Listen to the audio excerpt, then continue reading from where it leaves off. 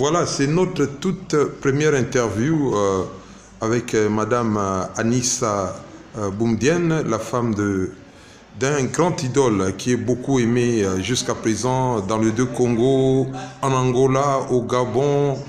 Il y a une grande dame, une princesse de la dynastie Ndonga, Nkenge, en République démocratique du Congo, qui a toujours dit aux membres de cette merveilleuse famille, et si vous voulez faire de la politique, regardez l'Algérie et regardez surtout le président Ouari Boumedienne. Bon, vous êtes sa femme, qu'est-ce que vous pouvez dire à ceux qui vous suivent en ce moment dans les deux Congos, en Angola, en Centrafrique, au Gabon?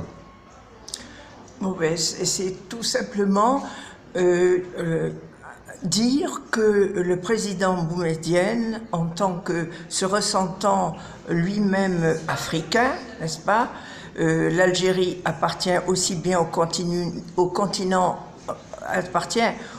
arabo-africain, a toujours eu à cœur de défendre les intérêts des Africains. Et il disait que justement, il fallait que l'Afrique se développe et que coopère pour la technologie, avec aussi les Occidentaux, qu'il y avait un énorme travail de rapprochement à faire, travail que malheureusement certains dirigeants occidentaux n'ont pas compris toute la portée de son message, du message qu'il lançait à l'ONU en avril 1974, en insistant fortement sur le fait que les Africains devaient se développer, devaient apprendre les nouvelles technologies, et alors que leurs matières premières étaient parfois achetées à trop bas prix, ce qui ne leur permettait pas de développer leur pays comme ils le souhaitaient. Je voudrais rappeler qu'il y a eu, surtout en septembre 1973, le congrès des non-alignés, à Alger, bien entendu, qui a groupé plus de 70 chefs d'État et de gouvernement. Et mon mari, qui était très actif en diplomatie internationale, était contre le fait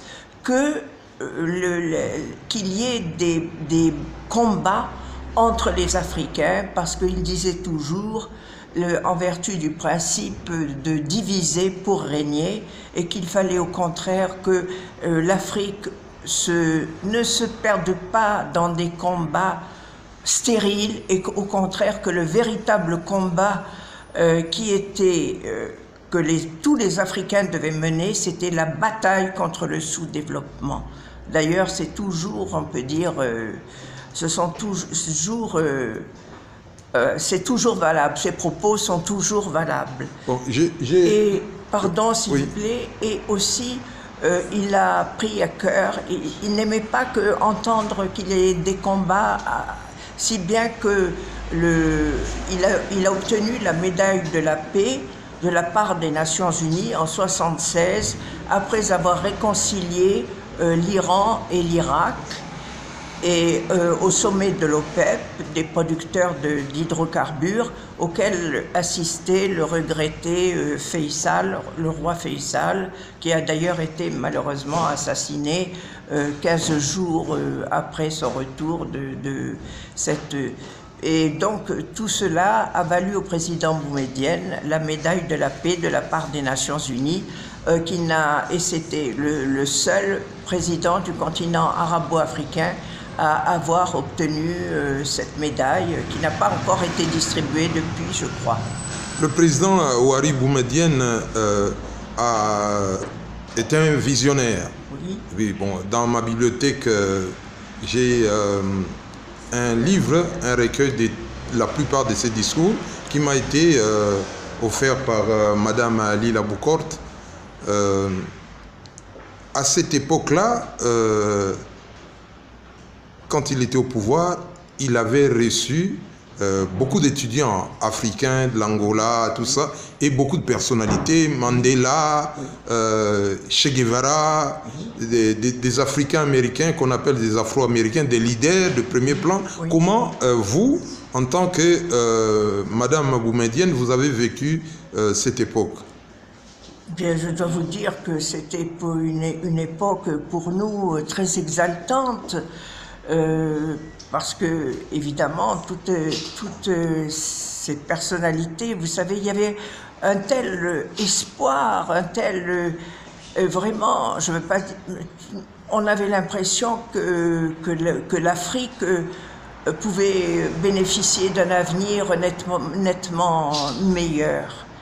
Et voilà, c'était vraiment un très grand rêve. Mais je pense que maintenant, ce sont les jeunes.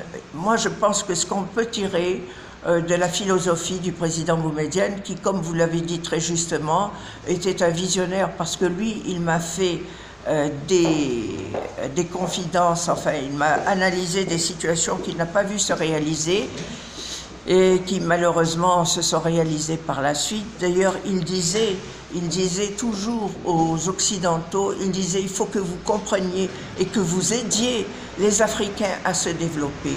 Parce que si vous ne le faites pas, un jour tous ces gens-là viendront chez vous et ils ne viendront pas en amis. Propos qu'a rapporté d'ailleurs le professeur Miliez dans ses mémoires.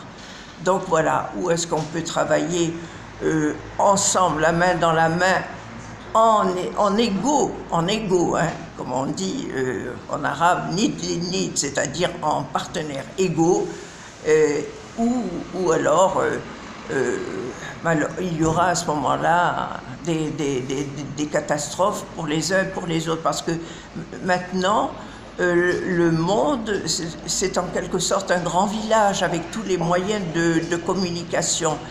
Et on ne vit plus enfermé dans un village sans savoir que tel autre pays a tel avantage, jouit de telle perspective. Donc, chaque individu sur Terre a le droit à sa part de soleil, a droit à l'instruction, a droit à la santé. Voilà, c'est tout. Et surtout, Boumedienne était contre la corruption.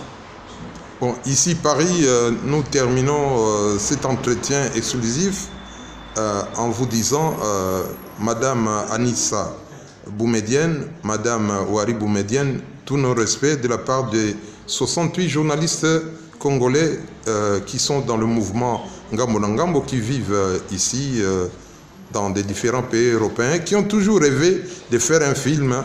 J'espère que ça pourrait un jour marcher grâce à vous. Vous avez un mot? Et je voudrais ajouter une chose, parce que c'était aussi un des combats du président Boumedienne. Il n'a jamais oublié la part de la femme dans ce développement. Parce qu'il disait le nombre de femmes est égal au nombre d'hommes. Donc il ne faut pas oublier la moitié des peuples. Et lui-même a fait beaucoup pour inciter. Par exemple, il y avait chez nous des régions du Mzab où on n'envoyait même pas la fille à l'école, et il a obligé les habitants à envoyer leur fille à l'école. Il a facilité aux femmes l'entrée à l'université. Et ces derniers propos, quand je vous rappellerai une confidence qu'il m'avait faite quand il était en Union soviétique, où le corps médical, la plupart du corps médical, les 3/4 du corps médical se composent de femmes, et il me disait, tu vois, voilà ce que je veux pour toutes les filles algériennes, qu'elles ne se préoccupent pas des problèmes de beauté, mais qu'elles se préoccupent d'avoir des beaux métiers et tout. Madame Boumedienne, je vous dis encore choukran. Chez nous, à Kinshasa, on dit Matondi Mingi. Merci beaucoup à vous aussi. Je ne sais pas si